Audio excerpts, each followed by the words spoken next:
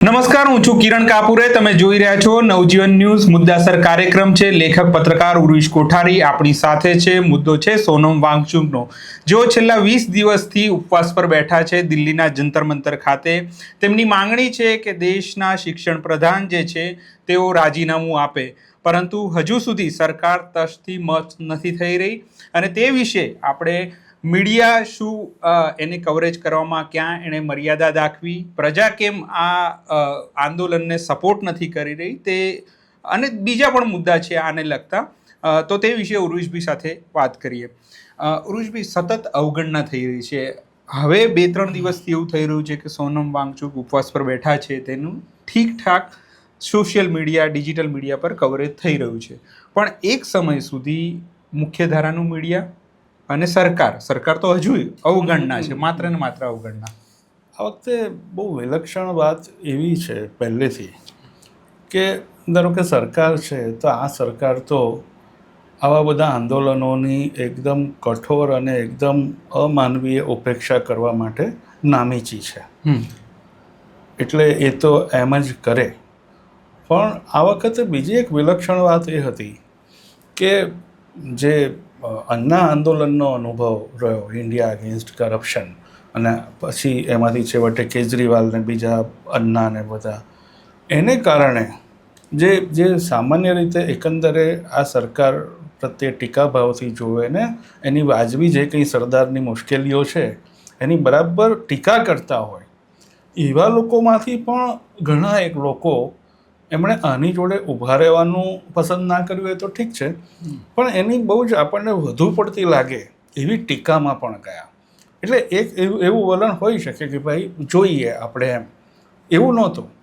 જે સામાન્ય રીતે સરકારની સામે કોઈ આંદોલન થાય તો એને જે પ્રકારે સમર્થન કરે એને બદલે ખાસ કરીને સોશિયલ મીડિયા પર એક બહુ જ મોટો વર્ગ એવો થયો કે ભાઈ આ તો અન્ના આંદોલનની જ પુનરાવૃત્તિ છે કે દીપકે છે, અભિજીત દીપકે પહેલાં આપમાં હતા અને આ બધું બહુ ચાલ્યું. અને એને કારણે એક પ્રકારે સંપૂર્ણપણે સરકાર કરે લગભગ એવા જ સુરમાં એમણે આ આખી વસ્તુને ડિસમિસ કરી નાખી, કચરા ટોપલી ભેગી કરી નાખી. એટલે એ એક મુદ્દો થયો. અને પછી મીડિયા, એટલે આપણને યાદ જ હોય કે જે અન્ના આંદોલન હતું એ જેટલું આંદોલન નેતાગીરીની દેન હતું એટલી જે મીડિયાની દેન હતું. એટલે પહેલે જ દિવસે ઉપવાસ ને એમાં છાપામાં અને ટેલિવિઝન ચેનલોમાં 1000 કે 7000 એવા મથાળા બન્યા હોય અને પછી મીડિયામાં એ રીતે કવરેજ થાય કે દેશના જુદા જુદા ભાગોમાં એની એક પડઘો પડે અને જેને મિડલ ક્લાસ કહેવામાં આવે છે એવા લોકો સડક પર આવે. તો એમાંનું કશું જ આ વખતે નથી થઈ રહ્યું. હવે બીજી એક સરખામણી એવી છે કે એ વખતે જે મુદ્દો હતો એ ભ્રષ્ટાચાર વિરોધનો હતો. હવે મને કદી ભ્રષ્ટાચાર વિરોધના મુદ્દા વિશ્વાસપાત્ર લાગ્યા નથી, કારણ કે હું નથી માનતો કે ભ્રષ્ટાચારને નાબૂદ કરી શકાય. એને તમે કાયદા કાનૂનના કડક અમલથી અંકુશમાં રાખી શકો, પણ તમે કહો કે આપણે એવી પ્રણાલી લાવી દઈએ જાદુઈ કે ભ્રષ્ટાચાર નીકળી જાય અને એના માટે આંદોલન કરીએ, તે એવા આંદોલનોનો ઇતિહાસ બહુ ઉજળો નથી. એટલે કે એ વખતની જે માગણી હતી એ બહુ વેગ, બહુ ધૂંધળી અને બહુ જ બ્રોડ હતી. બહુ એવી કે જે આમ સાંભળવામાં સરસ લાગે પણ વાસ્તવમાં શક્ય ન બને. અને આપણે જાણીએ છીએ કે લોકપાલનું શું થયું, કશું નથી થયું. બીજી તરફ આ વખતની માગણી એટલી બધી ફોકસ્ડ, એટલી બધી સ્પષ્ટ, એટલી બધી વ્યવહારુ અને કદાચ વધુ પડતી નાની પણ લાગી શકે કોઈને એવી છે કે ભાઈ આટલા બધા ગોટાળા પરીક્ષાઓમાં થયા, આટલા વિદ્યાર્થીઓએ જીવ ખોયો, અને જીવ ખોયો એ તો એક બહુ અંતિમ વાત છે, પણ કેટલા પરિવારોને કેટલી બધી હાલાકીને હેરાનગતિ વેઠવી પડી. તો એની જવાબદારી ક્યાંક અટકવી જોઈએ. અંગ્રેજીમાં જેને કહે છે ને કે ધ બક સ્ટોપ્સ હિયર, કે કોક ઠેકાણે તો જવાબદારીનો દોડો ગબડતો આવીને ઊભો રહેવો જોઈએ કે આ ઠેકાણું છેલ્લું છે. તો વાત એમ હતી કે આટલું બધું ભયાનક અને અભૂતપૂર્વ રીતે ખરાબ નીટની ને પરીક્ષામાં ને બીજા બધામાં થયું, તો એની જવાબદારી કોઈની નહીં. તમે ખાલી રીટેસ્ટ કરો ને એમાં ઇન્ડિયન એરફોર્સ પેપરો લઈ જાય, આવી મૂર્ખામી ભરી સ્કીમો લાવો અને એને ગૌરવ લો, તો પૂરું થઈ ગયું. જે ખરાબ થયું, ખોટું થયું, આ તો એક માણસ ખૂન કરીને આવે અને પછી ક્યાંક બસ હવે હું સાધુ થઈ ગયો, તો એનાથી ખૂનની સજા તો ભોગવવી પડે ને. એટલે મૂળ જવાબદારીની વાત હતી. એટલે જે કોકરોચ જનતા પાર્ટીની જે માંગ હતી એ કે ભાઈ શિક્ષણ પ્રધાન રાજીનામું આપે. આવી માગણી હોવી જોઈએ કે નહીં, માગણીના ફાયદા ગેરફાયદા વિશે ચર્ચા થઈ શકે, પણ એમની આ માગણી હતી. અને એનો સંબંધ જે પરીક્ષાઓમાં જે ગોટાળા થયા એને લઈને હતો. પછી સોનમ વાંગચુક એમાં જોડાયા અને અનશન કરેલા છે હમણાં ભૂતકાળમાં, એ ઉપવાસ પર ઉતર્યા અને હવે 20મો દિવસ છે આજે. અને હવે એમનું નિવેદન આવ્યું છે કે ભાઈ 20 જુલાઈએ સંસદ સુધી એક રેલી લઈને જવાનું છે, લોકશાહીના મંદિરમાં રજૂઆત કરવા માટે. હવે અત્યારની સંસદને લોકશાહીનું મંદિર કેવું એ બી એક ભાવનાનો સવાલ છે, પણ એમણે કહ્યું છે તો એમ કે કારણ કે 20 દિવસના ઉપવાસથી એમની તબિયત ઉપર તો સ્વાભાવિક રીતે જ અસર પડે, તો એમણે કહ્યું કે 20 તારીખ સુધી તો હું જીવતો રહીશ જ. તો આવી એક આખું ચિત્ર છે કે એક, અને અત્યારે સૌથી વિચિત્ર અને સૌથી નકામી લાગે એવી વાત એ છે કે બધા જ સવાલ, બધી જ ચર્ચા, બધું જ વિશ્લેષણ શાનું થાય છે? તો કે કોકરોચ જનતા પાર્ટીએ શું કરવું જોઈએ, એ શું છે, દીપકેનો ભૂતકાળ શું છે, વાંગચુક શું છે, એમની માગણી કેટલી ખોટી છે, એ તો રોજ ગ્લુકોઝનું પાણી પીવે છે, રાહુલ ગાંધી શું કરે છે, એ કેમ આયા નહીં. આખી ચર્ચા આની છે. અને ખરેખર ચર્ચા શેની હોવી જોઈએ કે ભાઈ આ ઉપવાસના મૂળમાં જે મુદ્દો છે એની જે નિષ્ફળતા છે, ટોકિંગ પોઈન્ટ, ચર્ચાનો મુદ્દો અને ધોકા મારવાનો મુદ્દો શાબ્દિક રીતે, એ હોવો જોઈએ. અત્યારે ભીંસ કોણ અનુભવવું જોઈએ? સરકાર. એને બદલે ભીંસ કોની પર કરવામાં આવે છે? જે આંદોલનકારીઓ છે એની પર.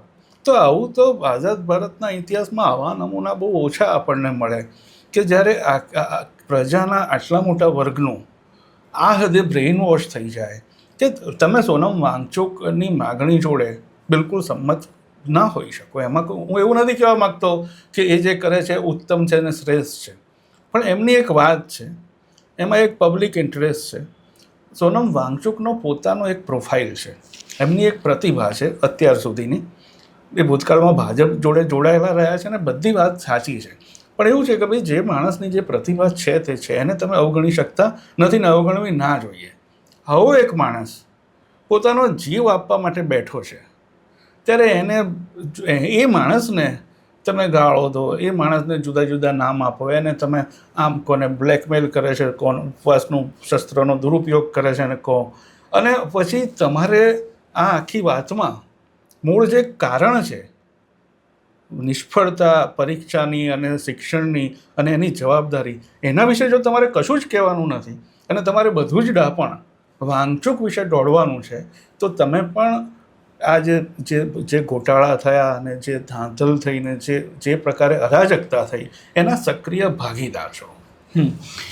ઉરુજભાઈ, આમાં તમે જેમ કીધું, એક તો લોકો આની સાથે નથી આવ્યા અને ખાસ કરીને લોકોમાં કોણ, તો આ નીટ જે એક્ઝામ આપનાર હતા જેના માટે આ બેઠા છે, તો એ લોકો જે વિદ્યાર્થીઓ છે એ પણ ન આવ્યા શરૂઆતના દોરમાં. હવે તો બધા આવી રહ્યા છે, પણ એ પણ ન આવ્યા. એમના માટે જ આ લડત હતી, તો એ ના. એટલે એમાં કેવું છે કે આપણે સાદી રીતે વિચાર કરીએ કે મારી દીકરી સાથે આ થયું હોત, બરાબર, કે એ 12મામાં હોત ને નીટમાં ને આમ તેમ થયું હોત, તો હું બીજા દિવસે દિલ્હીની ટિકિટ કઢાવીને દિલ્હી જતો રહેત.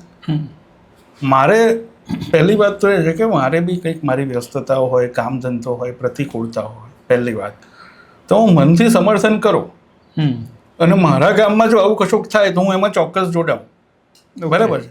હું દિલ્હી ના જઈ શકું. બીજી વાત એ છે કે ધારો કે એવું નથી, હું તો શેઠ માણસ છું, મને તો બધું પોસાય છે, તો પછી મને ચિંતા છે હું ક્યાં જઈ રહ્યો છું અને હું કોની આંખે ચડીશ. તો લોકોની સામેલગીરી ઓછી છે, એના માટે એક મીડિયાએ લોકો સુધી એના સાચા સ્વરૂપે વાત નથી પહોંચાડી, એ મુદ્દો. અને બીજું, આ સરકારની ભયંકર રીતે મેલી અને ક્રિમિનલ મથરાવટી કે એની સામે પડતા સામાન્ય માણસ 25 વાર વિચાર કરે એવી ગુંડાગીરી એની વાત નથી થતી. હમ. એટલે કેમ નથી જોડાયા બધા એના જવાબો શોધો તો એકલો અવિશ્વાસ નથી. હમ. અવિશ્વાસ છે, ઉદાસીનતા તો છે જ. પ્રજાકીય રીતે આપણે ઉદાસીન ના હોત તો આ ભાઈ 3 વાર ચૂંટાઈને જ ના આવ્યા હોત ને. હમ. આગળ એમણે જેટલા ગોટાળા, જેટલા જીવલેણ અને દેશને પાયામાં નુકસાન પહોંચાડનારા ગોટાળા કર્યા છે એ જોતા આ ભાઈ 3 વાર જીત્યા જ ના હોત. પણ એ ઉદાસીનતાની બધી વાત ઉપરાંત આપણે આમાં આખો ખેલ છે ને એ પ્રમાણભાનનો છે. હમ. કે બધા જ પરિબળો છે, એમાંથી તમે 1% છે એને 100% બતાવો છો હમ. અને જે 90% છે એને તો ક્યાંક ખૂણામાં નાખી દો છો અને પછી કહો છો કે આ વાત સાચી કે નહીં. ભાઈ વાત સાચી, પણ એનું પ્રમાણભાન તો કહો. તો આ આખી વસ્તુને આપણે પ્રમાણ, મેં કહ્યું કે હું કે બરાબર. સોનમ વાંગચુક કે દીપકે જોડે બધી 100% સંમતિ નથી, પણ મને એટલી સમજ પડે છે આ દેશના એક નાગરિક તરીકે ને બધાને પડવી જોઈએ, કારણ કે રોકેટ સાયન્સ નથી, કે સોનમ વાંગચુક જેવો એક માણસ ઉપવાસ પર બેઠો હોય, એને 20 દિવસ થાય અને આ સરકારનું રૂવાડું પણ ના ફડકે. આ સરકાર, ફરગેટ રાજીનામાની વાત છોડો, આ સરકાર એકવાર કોઈ માણસને મોકલે નહીં, એમ કે ભાઈ બોલો ને શું છે, આપણે જરા વાત કરીએ. જે સૌથી ખેદની વાત એ છે કે આ સરકાર એટલી બધી ફાટીને ધુમાડે ગઈ છે કે આવું એક કશું થઈ રહ્યું છે 20 દિવસથી, અને એનામાં એટલો સાદો વિવેક નથી કે પોતાનો એક પ્રતિનિધિ મોકલી અને વાત કરે. હું એવું નથી કહેતો કે રાજીનામું આપી દે, રાજીનામું આપવાથી કશો ફેર નથી પડવાનો, એ આખી જુદી ચર્ચા થઈ શકે. અત્યારે આપણો મુદ્દો શું છે કે આપણે સરકાર વર્સિસ સોનમ વાંગચુક અને CJPની વાત કરીએ છીએ અને એમાં લોકો ક્યાં, મીડિયા ક્યાં.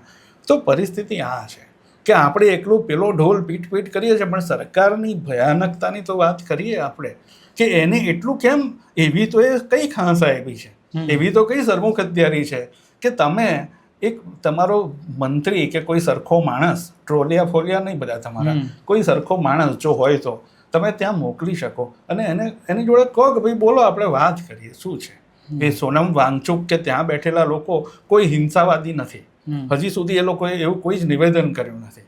સોનમ વાંગચુક કેવા છે, એનો ભૂતકાળ કેવો હતો, એના વિશે સરકારના આશીર્વાદ ધરાવતા પ્રાણીઓ સોશિયલ મીડિયા પર જે જૂઠાણા ચલાવે છે એ કોઈની નજરમાં નથી આવતા. એના બળ પર એના જોડે સરકાર નેરેટિવ જીતી જવા માંગે છે અને આમની આગળ કોઈ મોકલવા માંગતી નથી. એને એવું છે કે અમારે તો, અમારી જોડે આખું IT સેલ છે, અમારી જોડે ધનના ઢગલા છે, અમારી જોડે મીડિયા છે ખોળે બેઠેલું, અમે આ બધાને શું કરવા ગણીએ. તો સરકારના આ વલણ સામે તમે વાંગચુક જોડે સંમત હો કે ના હો, સરકારના આ વલણ સામે એક નાગરિક તરીકે તમને વાંધો ના પડે તો તમે મરેલા પડ્યા છો, અને દેશ પણ. બીજું એક તમે કીધું કે આમ એવા મુદ્દાઓની ચર્ચા થાય છે, જેમ કે ઉપવાસની પણ ચર્ચા થઈ ને એમાં ગાંધીજીની પણ વાત આવી કે આ ઉપવાસ કેમ થઈ રહ્યા છે અને ગાંધીજી સાથે ઉપવાસની સરખામણીને એ બધું શું છે ચક્કર એ આખું. ગાંધીજી તો એવું છે કે કેટલાક લોકોનું પ્રિય પાત્ર હોય છે, એટલે ચક્કરમાંથી લાવીને એમને 2 ધોકા મારી જ લેવાના. એટલે અમુક લોકો એવું બી કહે કે ગાંધીજીના ઉપવાસ તો અંગ્રેજો હતા ને જરા સુધરેલા સભ્ય, એટલે ચાલી ગયા, બાકી કંઈ ચાલે બાલે નહીં. આમાં જાણવા જેવી વાત એ છે કે ભારતમાં 1915માં ગાંધીજી આવ્યા આફ્રિકાથી, ત્યાર પછી એમણે લગભગ 20 ઉપવાસ કર્યા, 20 વાર, 20 દિવસ નહીં, એમણે જુદા જુદા પ્રસંગે 20 વાર ઉપવાસ કર્યા. અને એમાં અંગ્રેજ સરકારની નીતિ સામે, આઝાદી મેળવવાની વાત તો જવા દો, અંગ્રેજ સરકારના કોઈ પર્ટિક્યુલર નિર્ણય કે નીતિ સામે એમણે ઉપવાસ કર્યા હોય ને એવા તો આ 20માંથી માંડ 2 જ છે. બાકી બધા એમણે ઇન્ટરનલ પોતાના માણસો, પોતાના સાથીદારોની સામે એમના કોઈ વર્તનના પ્રાયશ્ચિત રૂપે કે કોમી એકતા માટે કે આવા હેતુઓ માટે ઉપવાસ કર્યા છે. એટલે ગાંધીજીએ ઉપવાસનું શસ્ત્ર બ્રિટન સામે વાપર્યું નથી. એની સામે અસહકારનું આંદોલન અને એ પ્રકારની બીજી ચળવળો હતી. હવે એકવાર ગાંધીજીએ 21 દિવસના ઉપવાસ અંગ્રેજ સરકારની એના વલણ સામે કર્યા. 1943માં આગા ખાન જેલમાં હતા, તો 1942નું જે આંદોલન થયું ભારત છોડો, તો એ પછી એમાં તો તરત જ સરકારે બધાની સાગમટે ધરપકડ કરી લીધી, બધી જ નેતાગીરીની. પછી ધાંધલ ધમાલ બી બહુ થઈ. એટલે એ પછી જે ધાંધલ ધમાલ થઈ એનો બધો જ દોષનો ટોપલો સરકારે ગાંધીજી અને કોંગ્રેસ પર ઢોળ્યો. અને એને કારણે ગાંધીજીએ વાઇસરોય લેન્ડ્રીજ જોડે લાંબો પત્ર વ્યવહાર કર્યો અને કીધું કે આ ફેર નથી, અમે આમાં ક્યાંય નથી, અમે આવું માનતા જ નથી. હિન્દ છોડો આંદોલન જરાય ખોટું નહોતું. પેલા લોકો કે આ તમારા આંદોલનને લીધે જ આ હિંસા થઈ. અને એ લાંબી આર્ગ્યુમેન્ટનો છેડો ના આવ્યો અને ગાંધીજીની વાતમાં પહેલા ગાંધીજી કે તમે પુરવાર કરો ને, એવું કશું જ ન થયું ને પેલા લોકો આરોપ પાછા ખેંચવા તૈયાર ન થયા. ત્યારે ગાંધીજીએ આગા ખાન મહેલમાં 1943માં 21 દિવસના ઉપવાસ કર્યા, જ્યારે એમની ઉંમર 73-74 વર્ષની હતી. અને એ 21 દિવસના ઉપવાસ કર્યા તો બ્રિટિશ સરકારે અને અહીંયાની અંગ્રેજ સરકારે એકદમ અક્કડ વલણ રાખ્યું. ઇંગ્લેન્ડથી પણ એના વલણને ટેકો મળ્યો કે અમને ભાવ નથી આપવાનો. અને એ હદ સુધી કે મરે તો મરી જવા દેવાના. અને આ હું ડોક્યુમેન્ટેડ ફેક્ટ કહું છું કે ગાંધીજી મરી જાય તો એમનો અગ્નિ સંસ્કાર કેવી રીતે કરવો, સમાચાર કેવી રીતે બ્રેક કરવા, એમના મૃત્યુ નિમિત્તે આપણે છાપામાં નિવેદન શું આપવું કે એમાં એમની મહાનતાના વખાણ કરવા, આ લખાયેલું છે. શું નિવેદન આપવું એ એમણે તૈયાર કરી રાખ્યું હતું કે આપણે એમની મહાનતાના વખાણ કરવા. વ્યક્તિ તરીકે સંત માણસ હતા પણ એમની સેવાઓનો સામ્રાજ્યને લાભ મળી શક્યો નહીં એ વિશે અફસોસ વ્યક્ત કર્યો. તો આ સરકાર હતી બ્રિટિશ સરકારમાં કંઈક ક્રાંતિકારીઓ ઉપવાસ કરીને જેલમાં ભૂખ હડતાલ કરીને મૃત્યુ પામ્યા જ છે. એટલે ગાંધીજી માટે ઉપવાસ મૂળભૂત રીતે એવું માનતા હતા કે મારી આસપાસનું અથવા જાહેર જીવનમાં પણ કોઈ ભૂલ કરે એના માટે મારી અશુદ્ધિ, મારી મર્યાદા જવાબદાર છે. એટલે પોતાના પ્રાયશ્ચિત માટે અને સામેવાળાના હૃદય પરિવર્તન માટે ઉપવાસ કરતા હતા. એટલે એવી બધી સરખામણીઓ એમને દેટ ઠોક ઇતિહાસ જાણ્યા વગર નહીં કરવી જોઈએ. અને ગાંધીને બી એમને એમ કે ભાઈ પૂના કરાર માટે ગાંધીજીએ દલિતોને અલગ મતદાર મંડળ મળે એના વિરોધમાં ગાંધીજીએ ઉપવાસ કર્યા. એ બહુ ચર્ચાસ્પદ, વિવાદાસ્પદ છે. હું બી એમાં સંપૂર્ણપણે ગાંધીજીની સાથે સંમત થઈ શકું એમ નથી. એનો અર્થ એવો નથી કે ગાંધીજી દલિત વિરોધી હતા. એટલે આપણે આની વાત કરીએ ત્યારે આપણે એમનો એ ઉપવાસ પણ યાદ કરવો જોઈએ જે એમની ગાંધીજીની દિનવારીમાં ચંદુભાઈએ નોંધ્યો છે કે કોચરબ આશ્રમમાં એમણે દલિત પરિવાર દુદાભાઈ દાનીબેનને દાખલ કર્યા ત્યારે આશ્રમના કેટલાક રહેવાસીઓએ ગાંધીજીના આ પગલા સામે ઉપવાસ કર્યો હતો. અને ગાંધીજીએ એમના ઉપવાસની સામે ઉપવાસ કર્યો હતો કે હું દલિત પરિવારને તો લઈશ જ.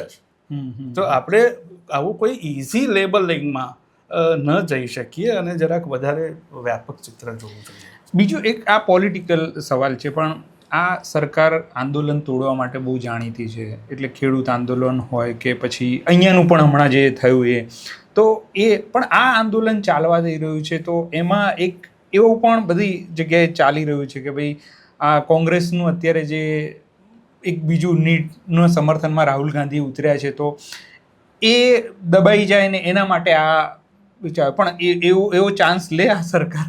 એટલે આપણે જ્યાં સુધી આ સરકારને ઓળખીએ છીએ ત્યાં સુધી તો લે નહીં. પણ હવે અત્યારનું રાજકારણ એટલું બધું સિનિક અને એટલું બધું કશા મૂલ્યના પાયા વગરનું થઈ ગયું છે. તો પહેલેથી હતું પણ હવે તો વધુ પડતું જ થઈ ગયું છે. પણ હું એમ કહું છું કે ધારો કે અભિજીત દીપકે ધારો કે દલીલ ખાતર હાથો છે ભાજપનો, RSSનો, એવું બહુ જ બધા કહે છે. હું એની ચર્ચામાં નથી પડવા માંગતો.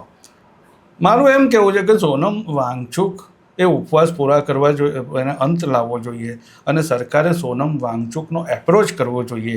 એટલું માનવામાં આ બધું ક્યાં વચ્ચે આવે છે. એટલે આપણે મુશ્કેલી એવી થાય છે કે આપણે ફોકસ કરવાને બદલે આપણે બીજી બહુ જ બધી ખોલીને બેસી જઈએ ફાઇલો અને પછી ગૂંચવાઈ મરીએ છીએ અંદર. આપણે નક્કી નથી કરી શકતા. સરકાર માટે નક્કી જ છે કે આમ જ કરવાનું છે. એટલે પેલું જે બહુ ડાયા બહુ ખરડાય એવું જે કહેવાય છે ને એવું ઘણીવાર બહુ થાય છે. તો આ હતા ઉરુષભાઈ સાથેની ચર્ચા મુદ્દાસર કાર્યક્રમમાં અમે દર અઠવાડિયે મહદઅંશે કરતા હોઈએ છીએ. આ વખતે સોનમ વાંગચુકનો મુદ્દો અમે તમારી સમક્ષ રજૂ કર્યો. અમારી ચેનલને જરૂરથી સબસ્ક્રાઈબ કરશો. અત્યારે મને અને ઉરુષભાઈને રજા આપશો. નમસ્કાર. વૈષ્ણવજન તો તેને કહીએ.